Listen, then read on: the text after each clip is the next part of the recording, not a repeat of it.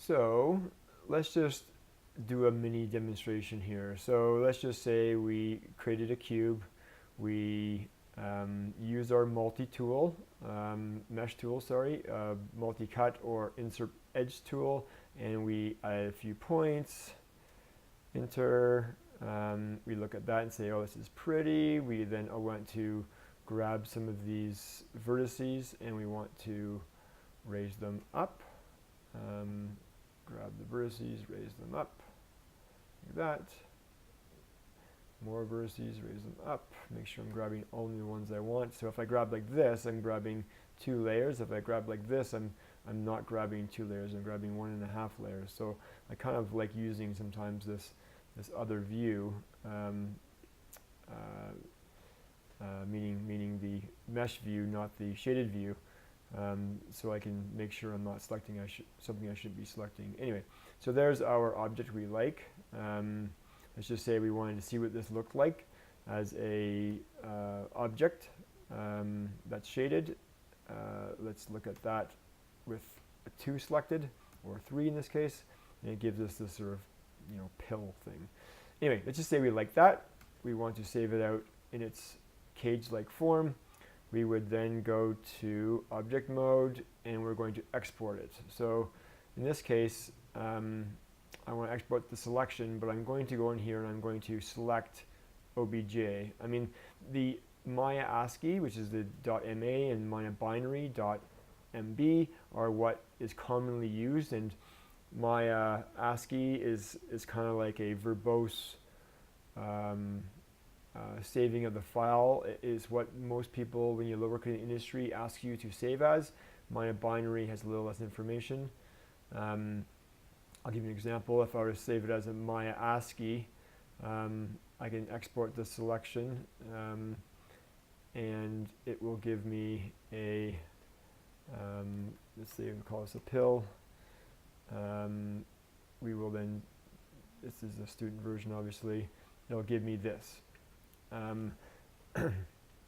Not to get too complicated, but we could open this actual file up as a text file and we could actually look at it, and then we could actually edit it if we needed to. But that is for a different class. We also could save it as Maya binary, which is a little bit smaller, and we can also, in this case, because this is just really what we want, is just this, all we want to do is save it as the object and export the selection, not saving the scene. We can export the, let's see, where is it? I want to export the OBJ. There it is. And we'll call this pill.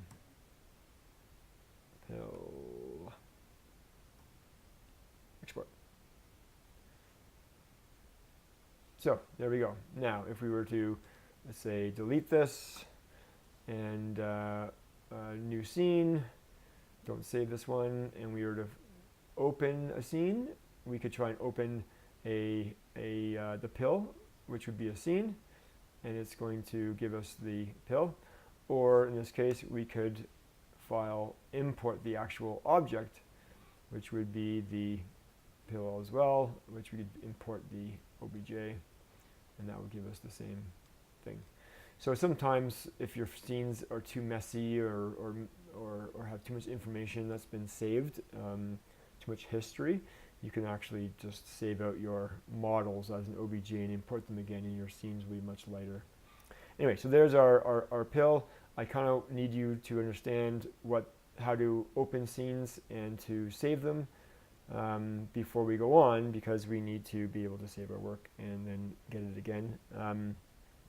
Let's just say, just to beat this dead horse, let's just say we have 2 objects. I did Control D there. You can also go edit, delete by type, duplicate by type, or duplicate, and that will give you another one. So if I were to save this, I would want to save this as a scene. I'd want to go File, Save Scene, and it saved it as pill.ma. So if I go Save As, I can change the name. Save As will give me the ability to save the scene as pill.ma, pill2.ma. Okay, so in that case, I could create a new scene, file, open the scene, and it will bring in file 2, which would give me both separate. Now what's kind of strange is if I were to file and export this as a selection as an OBJ, pill2 as OBJ, watch what happens. It saves out no problem. I then bring in this, I open the scene again, or import. I can either import, or let's just see if I can't open this as pill2.obj. I cannot. You can see how it only allows me to open up .ma or .mb. So I have to import my obj file, import the obj, pill2, import. We have what seems to be normal there, but if I select it, oh, it didn't select it as 1. Interesting. Well, in the olden days, this is how old I am, you could not export only one. This would be one file you'd have to separate. Obviously, they've sort of fixed that, but now you're able to obviously export multiple OBJs, and they will come in as multiple OBJs. In the olden days, you would select both these, file, export them, and they would give you a singular OBJ. I wonder if there's a way to change that if you wanted to. You probably could,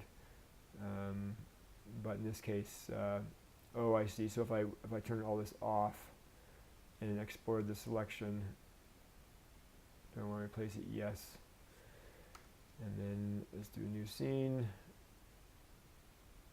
And let's file, import the pill2 again, import. Yeah, there you go. So in the olden days, basically this is how it came in. You would have this file you exported that was 2, and then when you imported it again, it came in as 1 because you selected the whole thing and exported it as one OBJ file, and the whole thing reads as one .obj file. So anyway, it's important to know that those are 2 ways to save your scenes. You can save the individual objects by doing .obj, and you can save the whole scene, which may include multiple objects, and you can save the whole thing as a scene and bring it in by opening the scene or importing the OBJ. Anyway, you get the idea. On to an exercise.